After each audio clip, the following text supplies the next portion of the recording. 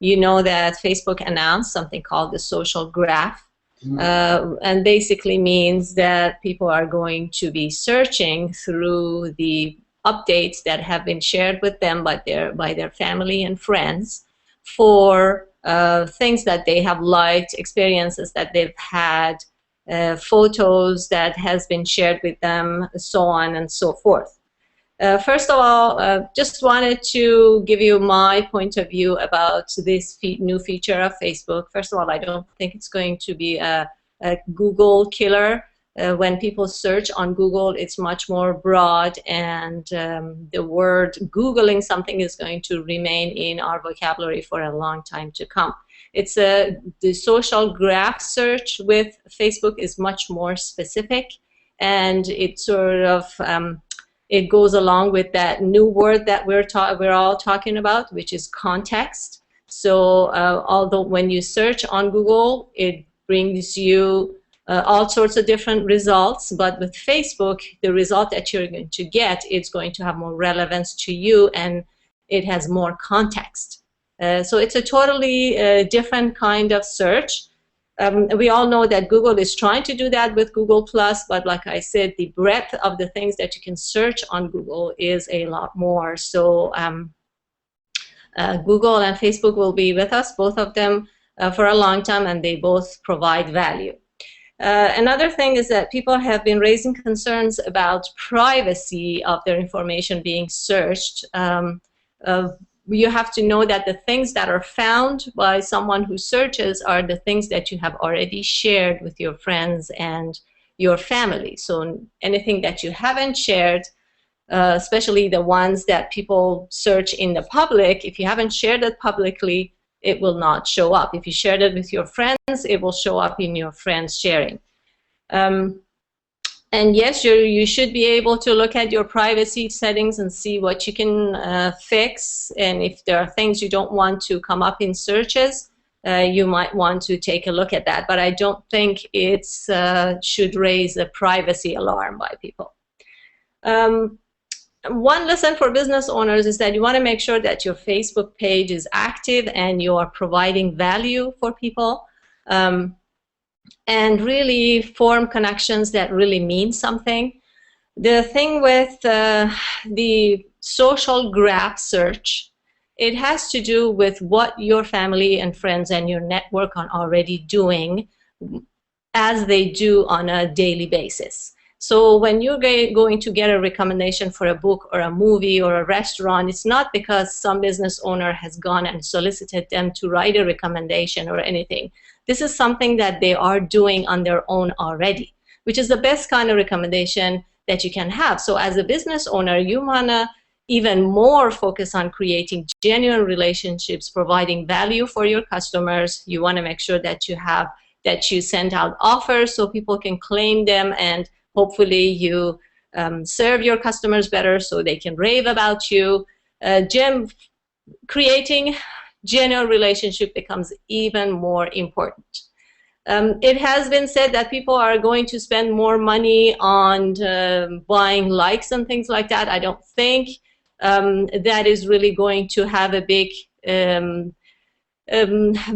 part in the decision making when people try to search for something, because they don't really care whether somebody in Asia likes a particular page. That doesn't matter to them. Like I said, it's a context, and the more and more business owners recognizes, the more and more they realize that creating fake likes is going to be less and less effective. So I don't think prediction that people are going to be spending thousands of dollars for generating fake likes is going to be that drastic. I don't think that's happened, but what I do think is going to happen is business owners are going to spend more money on Facebook ads to get more interaction, because we know Facebook has a stranglehold on that reach factor. We said that Facebook social graph, when it becomes available, it's not good, and I said it's not going to be a major problem for Google or a competitor, although it will compete with it at some level, but it's not going to be that drastic. But industries that should be worried about are industries like Yelp.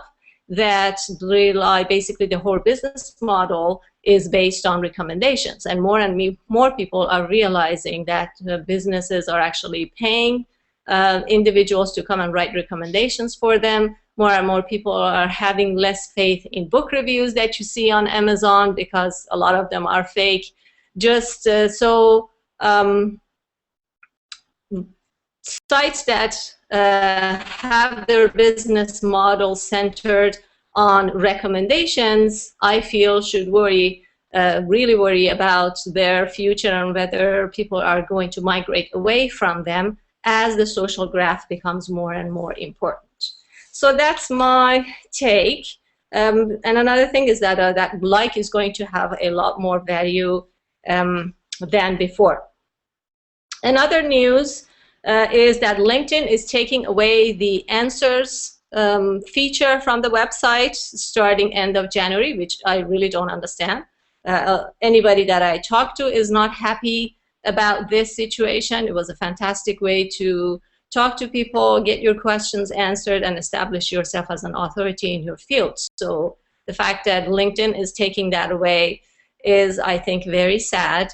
And I'm getting this scary feeling that maybe LinkedIn is trying to create its own graph-based search based on those not recommendations, the other one, the other feature that it has produced, not recommendations, I forget the name.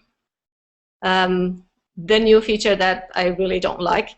And if it's going to base the search based on those one-click recommendations, endorsements that people give, is going to be, I think, a sad day, because a lot of those endorsements are fake. People just come, if you've been on LinkedIn and paying attention, you know that people come connect with you, and even without working with you or anything, they come give you an endorsement and expect one back, and that's a bad way to create fake social proof. And if LinkedIn is going in that direction, that's bad news. I hope that doesn't happen. With respect to getting your questions answered, maybe at the end of January, when Answers has gone away, you might want to migrate to Quora, which is a fantastic website for questions and answers. I recommend it. So once the answers go away, Quora is a great place to find answers to your questions, and also you can go there and establish yourself as an authority. It's a fantastic, fantastic social network. Another news that came out today was that apparently, I don't know if you use the tool Storify, apparently Storify is able to gather posts from private Facebook groups. So if you set up a confidential, a secret Facebook group, and you think your conversations are safe, apparently people can gather those conversations through Storify. And if you go on and delete that conversation, if your conversation has been storified already, it's still going to be there. So even though it is gone from Facebook, it's still going to be in somebody's Storify if they have already done that. So that's a major security breach, and I think Facebook and Storify do something about that. Or we should be more vigilant about what we say online. If you don't want it to end up in anybody's search, don't put it online.